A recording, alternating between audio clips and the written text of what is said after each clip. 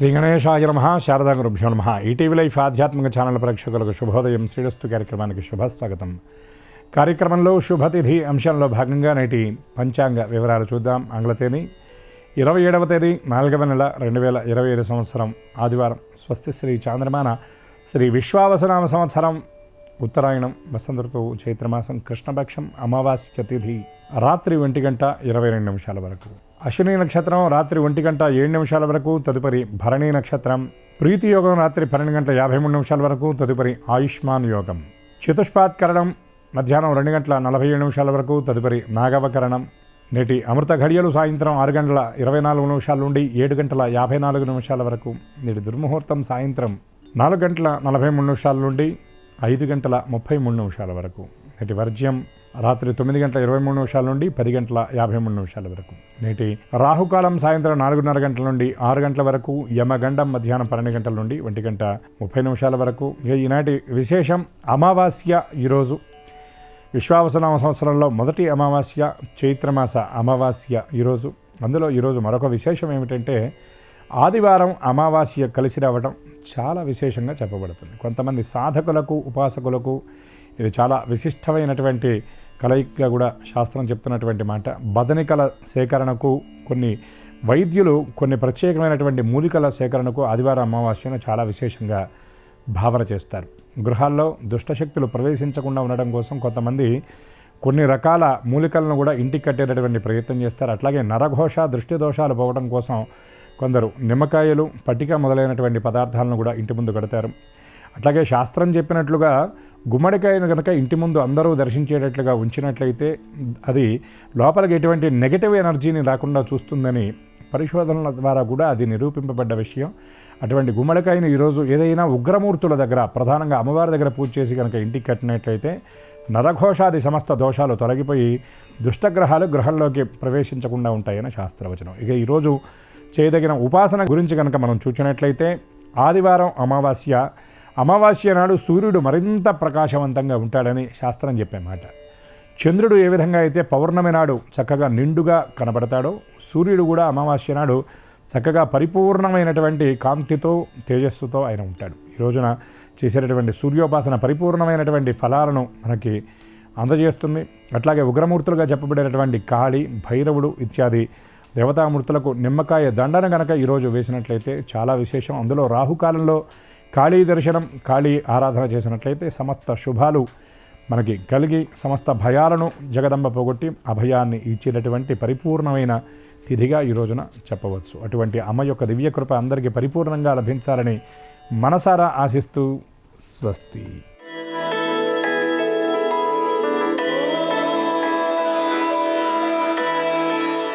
ETV life ఆధ్యాత్మిక channel ప్రేక్షకులందరికీ నమస్కారం. శ్రీరస్తు కార్యక్రమంలో గ్రహయోగం అంశానికి స్వాగతం. ఈనాటి గ్రహయోగం శీర్షికలో మేషాది ద్వాదశ రాశుల వారికి కలిగే శుభ అశుభ ఫలితాలని, అవసరమైన సందర్భాల్లో ప్రత్యామ్నాయ మార్గాల్ని తెలుసుకుంటారు. అంతేకాక ఏ రాశి వారికి ఏ దిక్ప్రయాణం అనుకూలమో, ఏ రాశి వారికి ఏ దైవ దర్శనం సర్వశుభంకరమో, ఏ రాశివారు ఏ రంగు దుస్తుల్ని ధరించినట్లయితే సర్వకార్యాల పరిపూర్తి అవుతుందో, ఏ రాశి వారికి ఏ సంఖ్య నేటికి అదృష్ట సంఖ్యగా ఉండబోతోందో ఆ విశేషాలని క్రమంగా తెలుసుకుంటారు. ఈరోజు చైత్ర బహుళ అమావాస్య, ఆదివారం కూడా. ఇది ఈనాటి ప్రత్యేకత. సూర్యానుగ్రహం కావాలి అనుకున్నటువంటి వారు ఆదిత్య హృదయ స్తోత్రాన్ని కనీసం 12 మార్లు పారాయణం ఏక ఆసనంలో కూర్చుని చేయడం విశేషమైనటువంటి లాభకరం.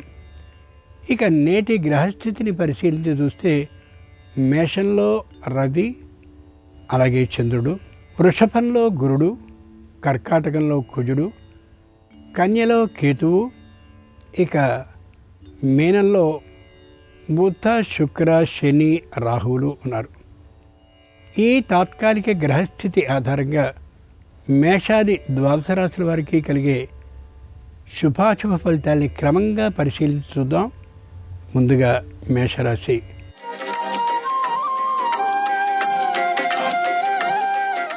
ఈరోజు మేషరాశి వారి ఫలితాలని పరిశీలన చూస్తే ప్రతి అడుగుని ఆచి తూచి వేయవలసిన అవసరం ఉండొచ్చు. లోపల ఉన్నటువంటి విషయాన్ని బహిరంగపరిచే ముందు దీన్ని తెలియచెప్పవచ్చునా అని కొద్దిగా ఆలోచించి పలకడం అవసరం.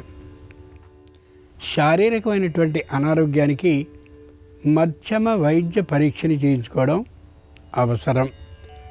కుటుంబంలో అనుకూలమైనటువంటి ఆలోచనలు కలిగినటువంటి వారితో తమ అభిప్రాయాల్ని పంచుకుంటూ వ్యతిరేక అననుకూల ఆలోచన కలిగినటువంటి వారికి చెప్పే ముందు ఒకసారి పరిశీలించుకుని మాత్రమే తెలియచేయడం అవసరం.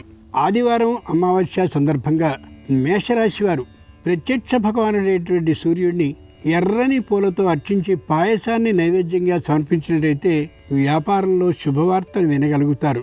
తూర్పు దిక్కు ప్రయాణం అనుకూలం. కలిసొచ్చే రంగు తెలుపు. అదృష్ట సంఖ్య 2.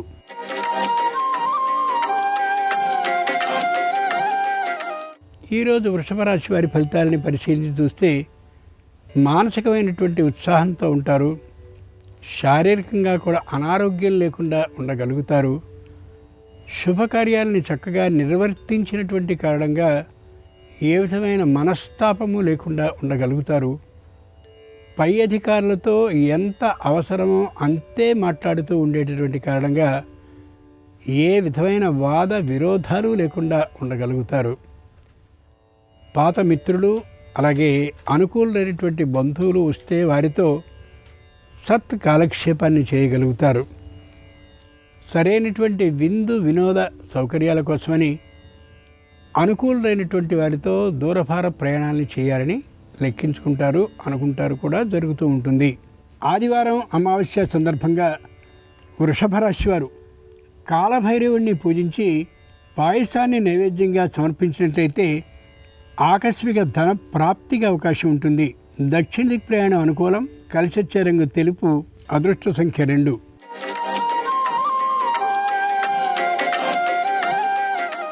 ఈరోజు మిథున రాశి వారి ఫలితాలని పరిశీలించి చూస్తే శారీరకమైనటువంటి అనారోగ్యం దాదాపుగా తొలగిపోతుంది. మానసికమైనటువంటి భయం, ఆందోళన తాత్కాలికంగా ఉండే అవకాశం ఉండొచ్చు. సంతానానికి సంబంధించినటువంటి ఆ విద్యా అభివృద్ధి కోసం విశేషంగా ధన వ్యయం అయ్యే సూచన బాగా గోచరిస్తోంది. ముఖ్యంగా కుటుంబానికి సంబంధించినటువంటి అనుకూలతల కోసం విశేషమైనటువంటి కృషిని చేస్తారు. అనుకూలమైనటువంటి బంధువులతో తగినటువంటి సమాలోచనల్ని కూడా చేయగలుగుతారు. న్యాయస్థానంలో ఏ విధమైనటువంటి సమస్యలు, అభియోగాలు అపరిష్కృతంగా ఏవీ లేనటువంటి కారణంగా ఉత్సాహంగా ఉండగలుగుతారు. ఆదివారం అమావాస్య సందర్భంగా మిథున రాశి వారు మహాకాళిని పూజించి గారెలను నైవేద్యంగా సమర్పించినట్లయితే ప్రతిభా ఆధిక్యం కలిగి సంతానానికి మంచి కళాశాలలో ప్రవేశం ఆర్థిక లాభంతో కలగచ్చు. పశ్చిమ దిక్ ప్రయాణం అనుకూలం. కలిసొచ్చే రంగు నీలం. అదృష్ట సంఖ్య 5.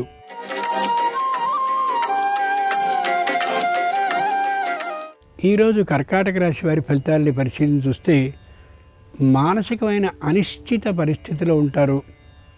స్వదేశం నుండి విదేశాలకి, విదేశం నుండి స్వదేశానికి శుభకార్య నిమిత్తమై వెళ్ళాలా వద్దా అనే విషయాన్ని తేల్చుకోలేనటువంటి పరిస్థితిలో ఉండొచ్చు. తాము సంపాదించిన ఆస్తిపాస్తుల విషయంలో ఏ విధమైనటువంటి వ్యతిరేక ఆలోచనలు ఏ ఒక్కరికి లేకుండా ఉండేందుకోసమని స్వయంగా తమంత తామే వెళ్ళి పరిశీలించుకునేటటువంటి తీరులో ఆలోచన కలిగి ఉంటారు. అది అనుకోవలసిన అంశం కూడా. ఆరోగ్యం మధ్యమంగా ఉన్నప్పటికీ కూడా దూరభార ప్రయాణాలను చేయడానికి వెనుకాడరు. ఆదివారం అమావాస్య సందర్భంగా కర్కాటక రాశి వారు దుర్గాదేవిని పూజించి పాయసాన్ని నైవేద్యంగా సమర్పించినట్లయితే తప్పక ఉద్యోగ ప్రాప్తి సూచన ఏర్పడుతుంది. ఉత్తర దిక్ ప్రయాణం అనుకూలం. కలిసొచ్చే రంగు పసుపు పచ్చన. అదృష్ట సంఖ్య 3.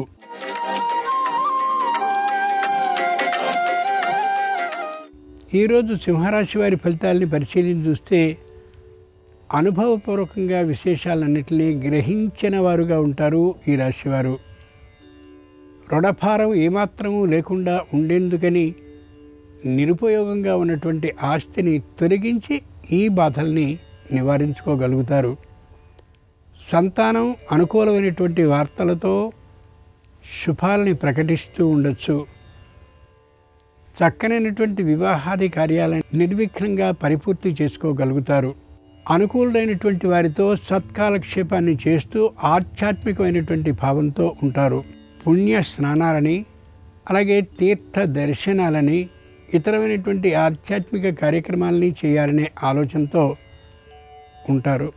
ఆదివారం సందర్భంగా సింహరాశి వారు శ్రీ లక్ష్మీ నృసింహస్వామి వారిని సన్నజాజులతో పూజించి పానకాన్ని వడపప్పుని నైవేద్యంగా సమర్పించినట్లయితే తప్పక నూతన ఉద్యోగ ప్రాప్తికి అవకాశం ఉండొచ్చు.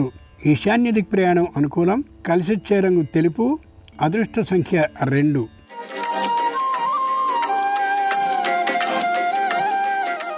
ఈరోజు కన్యారాశి వారి ఫలితాలని పరిశీలించి చూస్తే చేసిన పొరపాటునే తిరిగి చేసే అవకాశం ఉండొచ్చు.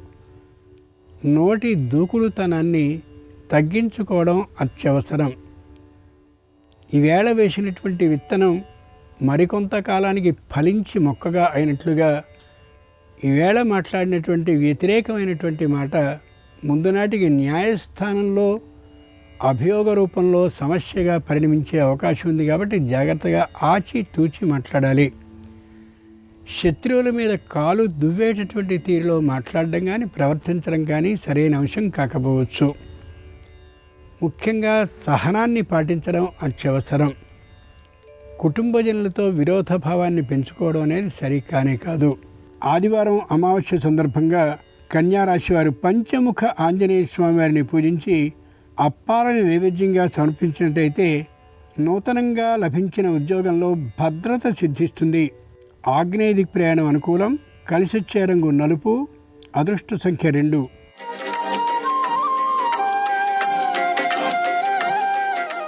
ఈరోజు తులారాశి వారి ఫలితాలను పరిశీలించి చూస్తే శుభ కార్యక్రమాన్ని నిర్విఘ్నంగా పూర్తి చేసుకోగలుగుతారు.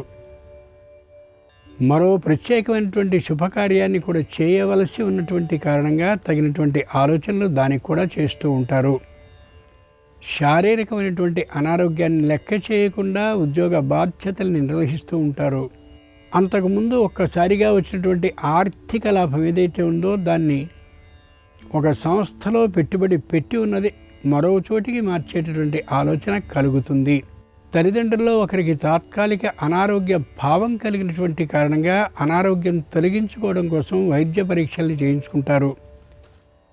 ఎవరితోనూ విరోధ భావం కలిగి ఉండకూడదనే నిర్ణయానికి వస్తారు. కానీ మాట దూకుడుతనం తగ్గే అవకాశం తాత్కాలికంగా ఉండకపోవచ్చు. ఆదివారం అమావాస్య సందర్భంగా తులారాశి వారు కుమారస్వామి వారిని పూజించి చిమ్మిల్ని నైవేద్యంగా సమర్పించినట్లయితే నూతన ఉద్యోగంలో వేతన ఆధిక్యం లభించే అవకాశం ఉంది. నివృత్తి ప్రయాణం అనుకూలం. కలిసొచ్చే రంగు ఆకుపచ్చన. అదృష్ట సంఖ్య 4.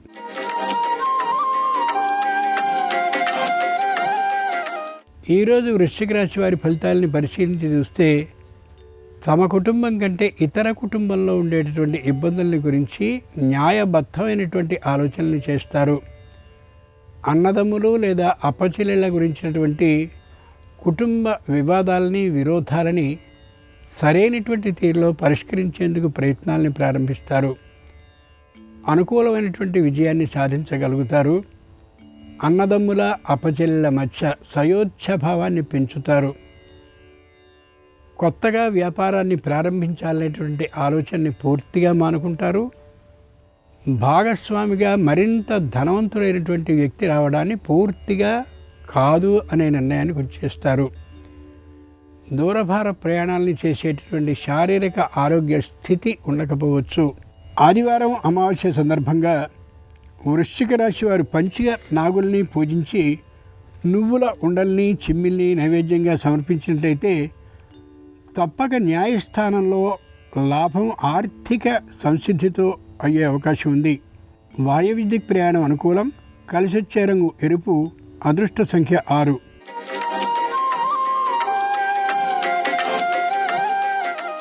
ఈరోజు ధనురాశి వారి ఫలితాల్ని పరిశీలించి చూస్తే ప్రతి మాటని కూడా ఆలోచించి ఆచితూచి మాట్లాడతారు. ఎదుటివారు మాట్లాడేటటువంటి మాటలో ఎత్తి పొడుపులు సూటిపోటుతనము ఏదైనా ఉన్నదా అనే ఆ తీరు అననుకూల దృక్పథంతో ఆలోచిస్తూ ఉంటారు. అది సరికాదు.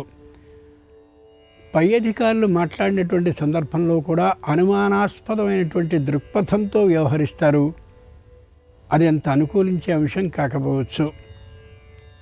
తమకు తెలిసినటువంటి దాన్ని 10 మందికి ప్రకటించేసేటటువంటి లక్షణంతో ఉంటారు. ఇబ్బంది కలిగించే పరిస్థితిని తెచ్చుకుంటారు. సంతానానికి సంబంధించిన విద్యా వ్యవహారాల్లో ఏమాత్రపు లెక్క పత్రం లేకుండా ఎక్కువ సొమ్ముని ఖర్చు చేస్తారు నిరుపయోగ రీతిలో. ఆదివారం అమావాస్య సందర్భంగా ధనురాశి వారు శ్రీ లక్ష్మీ నృసింహస్వామి వారిని సన్నజాజులతో పూజించి గారెలను నైవేద్యంగా సమర్పించినట్లయితే తప్పక నూతన భూ లాభానికి అవకాశం ఉండొచ్చు. ఉత్తర దిక్ ప్రయాణం అనుకూలం. కలిసొచ్చే రంగు ఎరుపు. అదృష్ట సంఖ్య 9.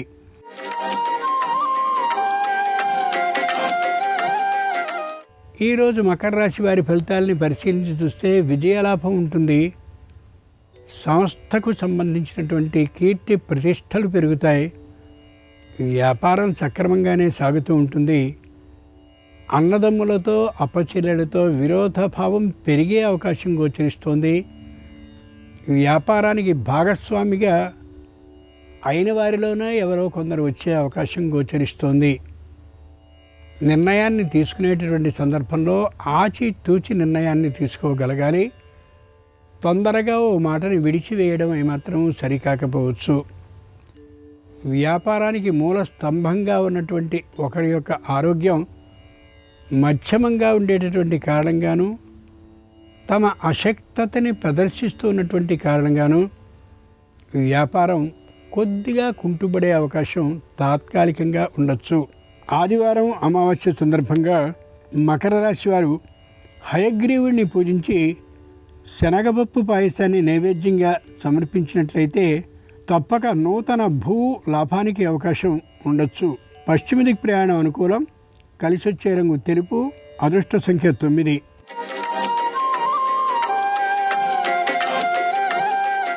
ఈరోజు కుంభరాశి వారి ఫలితాలని పరిశీలన చూస్తే చక్కగా జరుగుతున్నటువంటి వ్యాపారం క్రింది సిబ్బంది సహకరించినటువంటి కారణంగా లేదా క్రింది సిబ్బంది లేకపోయినటువంటి కారణంగా తాత్కాలికంగా కుంటూ పడి నడిచే అవకాశం గోచరిస్తోంది. సంతానంతో కూడా తాత్కాలికమైనటువంటి విరోధ భావం కలిగే అవకాశం ఉండొచ్చు. నిదానమైన శైలిలో కుటుంబ యజమాని జాగ్రత్తగా పరిష్కరించగలగాలి తప్ప విషయాన్ని బహిరంగపరచడం ఏమాత్రమూ సరికాకపోవచ్చు. బంధుమిత్రులు అలాగే ఇతరులైనటువంటి ఆత్మీయులు దీని గురించి సమాలోచనలు జరపడం అనేది ఏమాత్రమూ సరైన అంశం కాకపోవచ్చు. దూరభార ప్రయాణాలు తప్పనిసరిగా చేయవలసి వస్తే మొగమాటలు లేకుండా శారీరక అనారోగ్యం ఉందనే మాటని చెప్పి యథార్థంగా ఆ ప్రయాణాన్ని మానుకోవడం మంచిది తప్ప మొగమాటానికి వెళ్ళడం ఏమాత్రం సరికాకపోవచ్చు తాత్కాలికంగా. ఆదివారం అమావాస్య సందర్భంగా కుంభరాశి వారు దుర్గాదేవిని పూజించి గారెలను నైవేద్యంగా సమర్పించినట్లయితే తప్పక సమస్యలన్నీ తొలగిపోయి ఆర్థిక లాభం కలగచ్చు. పశ్చిమ దిక్ ప్రయాణం అనుకూలం. కలిసొచ్చే రంగు పసుపచ్చన. అదృష్ట సంఖ్య 3.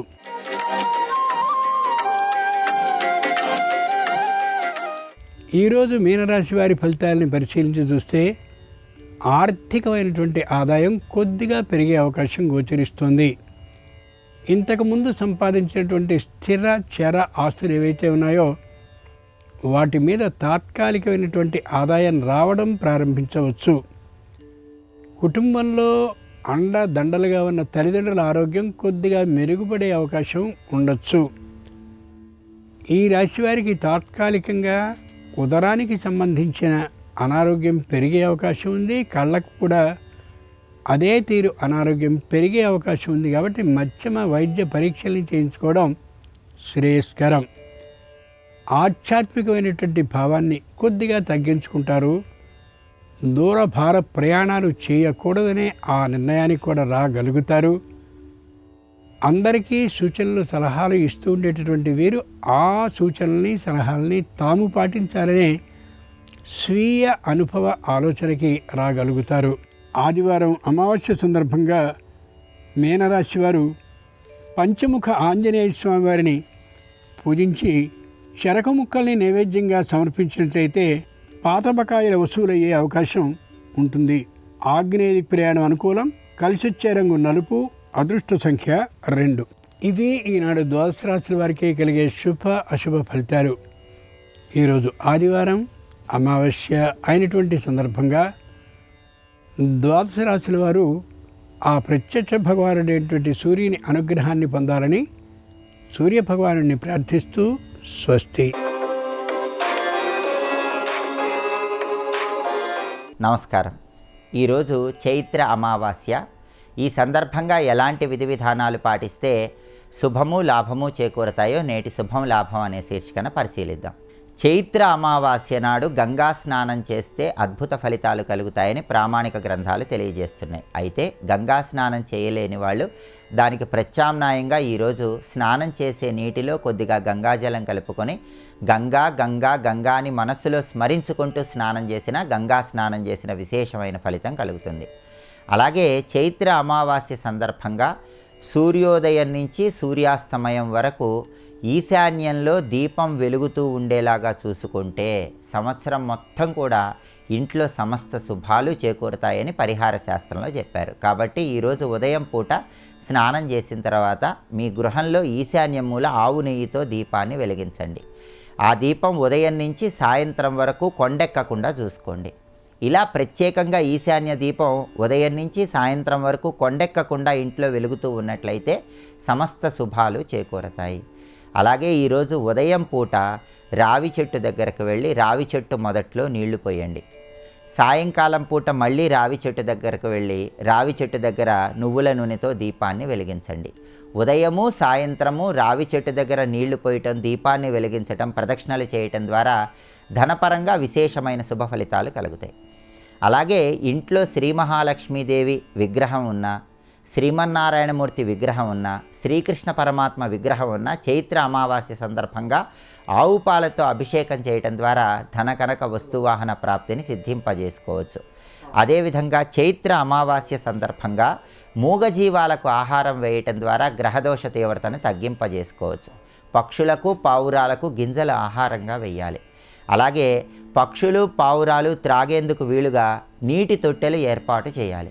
సకల దేవతా స్వరూపమైన గోమాతకు పచ్చగడ్డి ఆహారంగా తినిపించాలి. చైత్ర అమావాస్య రోజు మూగజీవాలకు ఆహారం అందించడం ద్వారా గ్రహదోషాలు తొలగిపోయి పితృదేవతల అనుగ్రహం కలుగుతుంది. అలాగే చేపలకు ఆహారం అందించడం ద్వారా కూడా విశేషంగా ధనలాభాన్ని సిద్ధింపజేసుకోవచ్చు. ఈరోజు నీటి కుండ దానం ఇచ్చిన, తెల్లటి వస్త్రాలు దానంగా ఇచ్చిన సమస్త శుభాలు చేకూరతాయి. అలాగే ఈరోజు ఇంట్లో ఉన్నటువంటి దృష్టి దోషాలన్నీ తొలగింపజేసుకోవటానికి, సమస్త శుభాలు కలగటానికి గోమయంతో చేసినటువంటి ఆవు పిడకల మీద ఆవు నెయ్యి వేసి, ఆ తర్వాత బెల్లపు పొడి కొద్దిగా వేసి దాని మీద సాంబ్రాణి పొడి ఉంచి ఇల్లంతా ధూపం వేయాలి. ఇలా ధూపం వేస్తే దీన్ని గుడధూపం అనే పేరుతో పిలుస్తారు. చైత్ర అమావాస్య సందర్భంగా ఈ గుడధూపాన్ని ఇంట్లో వేయటం ద్వారా గృహంలో సానుకూల శక్తులను పెంపొందింపజేసుకోవచ్చు. అలాగే చైత్ర అమావాస్య సందర్భంగా పూజా మందిరంలో దీపం వెలిగించేటప్పుడు కూడా ఒక ప్రత్యేకమైన విధి విధానం పాటించాలి. పూజ గదిలో ఆవు నెయ్యితో దీపారాధన చేయాలి. ఎరుపు రంగు ఒత్తులతో దీపాన్ని వెలిగించాలి. ఎరుపు రంగు ఒత్తులు అందుబాటులో లేకపోతే ఒత్తులకు పూర్తిగా కుంకుమ రాసి, అలా కుంకుమ రాసినటువంటి ఒత్తులతో దీపాన్ని వెలిగించాలి. దీపం వెలిగించాక 2 లవంగాలు ఆ దీపంలో వేయాలి. కుంకుమ పువ్వు పొడి కూడా ఆ దీపంలో వేయాలి. ఇలా ప్రత్యేకంగా చైత్ర అమావాస్య సందర్భంగా ఈ దీపాన్ని పూజా మందిరంలో వెలిగించినట్లయితే శ్రీ మహాలక్ష్మీదేవి సంపూర్ణమైన అనుగ్రహం కలిగి సమస్త శుభాలను సిద్ధింపజేసుకోవచ్చు. అలాగే పితృదోషాలు తొలగింపజేసుకోవటానికి, పితృదేవతలకి సద్గతులు కలగటానికి, పితృదేవతల పేరిట ఈరోజు అన్నదానం నిర్వహించటం లేదా స్వయం పాకం దానం ఇవ్వటం, పితృదేవతల పేరిట గోవుకు గ్రాసం అందించడం, ఇలాంటివి చేయటం ద్వారా కూడా సమస్త శుభాలను సిద్ధింపజేసుకోవచ్చు. ఈ ప్రత్యేకమైన విధి విధానాలు పాటించండి. చైత్ర అమావాస్య సందర్భంగా పితృదోషాలు తొలగింపజేసుకోవడంతో పాటుగా శ్రీ మహాలక్ష్మీదేవి సంపూర్ణమైన అనుగ్రహానికి పాత్రులై విశేషమైన శుభ ఫలితాలు సిద్ధింపజేసుకోండి. రేపటి నుంచి వైశాఖ మాసం ప్రారంభమవుతోంది. వైశాఖ మాసం ప్రారంభమవుతున్న తరుణంలో వైశాఖ మాసంలో పాటించాల్సిన ముఖ్యమైన విధి విధానాలు ఏంటో, వైశాఖ మాసంలో ఎలాంటి వస్తువులు దానంగా ఇస్తే ఎలాంటి విశేషమైన ప్రయోజనాలు చేకూరతాయో రేపటి శుభం లాభం అనే శీర్షికను పరిశీలిద్దాం. నమస్కారం. ఈ కార్యక్రమాన్ని తిరిగి చూడాలనుకుంటే www.youtube.com/ETV Life Spiritual లో చూడవచ్చు.